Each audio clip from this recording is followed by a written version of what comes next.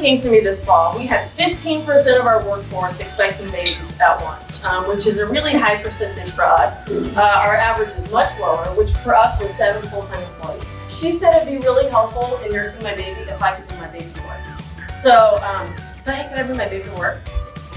And my mind was probably a lot of what you're thinking right now, which was, no, like, that's insane. Yeah. And so I said, okay, well, what if we had to? What if I said, like, we are going to do this? What would the plan need to look like? And that's what we do now at Friends of Girl Scout.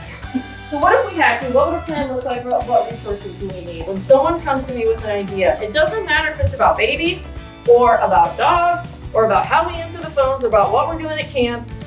My default is either tell me more about that or if we can make that work, let's make it work. And all of a sudden we have 52 people that are more empowered to make decisions and drive the business forward.